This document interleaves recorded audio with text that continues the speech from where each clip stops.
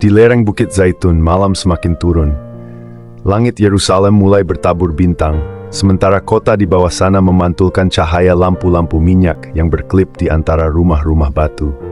Di sana, di antara pohon zaitun tua yang telah menjadi saksi ribuan musim, Yesus duduk bersama murid-muridnya. Mereka baru saja meninggalkan bait Allah dan murid-murid terpesona oleh kemegahannya. Tetapi Yesus, dengan tatapan yang menembus waktu, berkata bahwa semua itu akan runtuh. Seolah membawa mereka melangkah keluar dari hiruk-pikuk dunia, Yesus mulai berbicara tentang hal-hal terakhir, tentang kesudahan zaman, tentang kedatangannya kembali, tentang hari yang tak seorang pun tahu. Dan di malam itu, Yesus menyampaikan 3 perumpamaan yang tersusun seperti 3 bab dalam satu kitab agung. Ketiganya tidak berdiri sendiri. Mereka saling mengunci, membentuk pesan tunggal yang begitu besar, sehingga jika kita mengerti benang merahnya, kita akan mengerti denyut nadi dari seluruh pengajarannya menjelang salib. Yesus memulai dengan gambaran rumah besar yang ditinggalkan tuannya untuk waktu yang lama. Ia menunjuk 2 tipe hamba. Yang pertama, tetap setia. Ia memberi makan para pelayan lain tepat waktu, mengatur rumah dengan bijak, menjaga semuanya dalam keadaan siap, seakan tuannya bisa datang kapan saja. Yang kedua, hidup sembrono. Karena tuannya lama tak pulang, ia memukuli hamba-hamba lain, makan minum berlebihan dan mabuk, hidup tanpa arah, tanpa hormat, tanpa rasa tanggung jawab. Pesan ini memukul hati, berbahagialah hamba yang didapati tuannya melakukan tugasnya ketika ia datang. Yesus sedang menanamkan fondasi pertama. Kesetiaan adalah ujian yang berlangsung dalam waktu panjang, bahkan saat Tuhan tampak jauh. Berjaga-jaga bukan berarti duduk pasif menunggu, tapi tetap bekerja dengan integritas tanpa harus diawasi. Lalu Yesus mengajak murid-murid membayangkan sebuah pesta pernikahan Yahudi. Mereka semua paham tradisinya.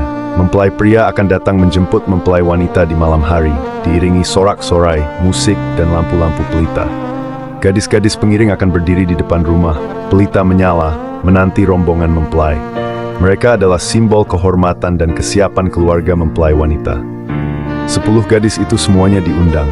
Semuanya punya pelita. Semuanya punya kesempatan yang sama. Tetapi hanya 5 yang bijaksana. Mereka membawa minyak cadangan. 5 lainnya bodoh. Mereka hanya membawa pelita tanpa persediaan tambahan.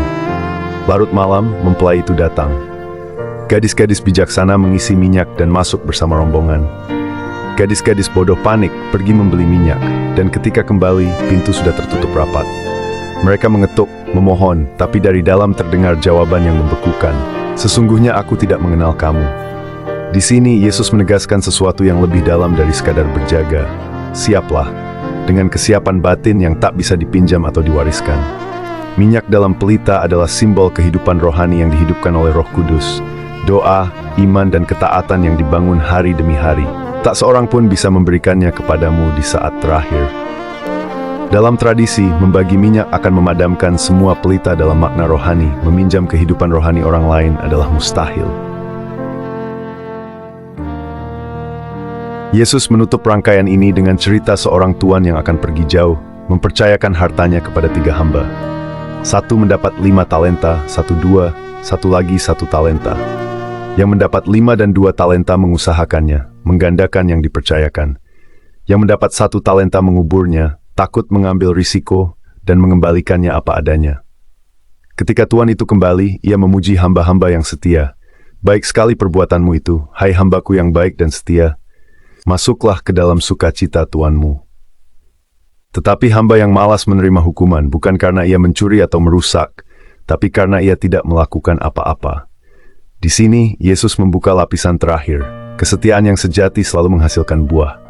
Tuhan tidak hanya mencari kita setia hadir atau sekadar siap, tetapi juga mengembangkan apa yang ia percayakan, entah itu karunia, kesempatan, atau sumber daya. Benang merah, 1 pesan, 3 sudut pandang. Ketiga perumpamaan ini seperti 3 simpul dari 1 tali pengikat menuju kekekalan. 1. Berjaga hamba yang setia dan jahat, tetap setia dalam tugas walau Tuhan terasa jauh. Siap, 10 gadis, bangun kehidupan rohani yang siap kapan saja. 3. Bertanggung jawab, talenta, gunakan dan lipat gandakan yang dipercayakan Tuhan. Jika 1 simpul terlepas, seluruh tali menjadi lemah. Tanpa berjaga, kita lengah. Tanpa siap, kita tertinggal. Tanpa bertanggung jawab, kita hidup tanpa buah. Puncak pesan, hari itu akan datang. Yesus tidak memberi tanggal kedatangannya, karena Ia ingin kita hidup dalam kewaspadaan yang sehat. Berjaga tanpa siap akan membuat kita sibuk di luar, tapi kosong di dalam. Siap tanpa bertanggung jawab akan membuat kita rohani secara pribadi, tapi tidak berdampak bagi dunia. Bertanggung jawab tanpa berjaga akan membuat kita berhasil di banyak hal, tapi lengah pada saat yang terpenting. Hari itu akan datang, diam-diam tak terduga, seperti mempelai yang tiba di tengah malam. Tak ada yang bisa meminjamkan minyak, tak ada yang bisa membagi talenta yang diabaikan, tak ada alasan yang dapat memutar balik waktu. Yang ada hanyalah satu pertanyaan dari sang raja, apakah aku akan mendapati engkau setia, siap, dan menghasilkan buah ketika aku datang? Dan bagi mereka yang jawabannya ya, akan terdengar suara yang menggetarkan surga dan bumi. Baik sekali perbuatanmu itu, hai hambaku yang baik dan setia, masuklah dan turutlah dalam kebahagiaan Tuanmu. Demikian tayangan Spiritual Journey kali ini. Saya, Daniel Nugroho, dari Kebon Jeruk, Jakarta Barat, mengucapkan terima kasih kepada saudara sekalian sudah menyaksikan tayangan ini. Kiranya Tuhan memberkati kita semua. Jangan lupa komentarmu, like dan subscribe. Matur nuwun.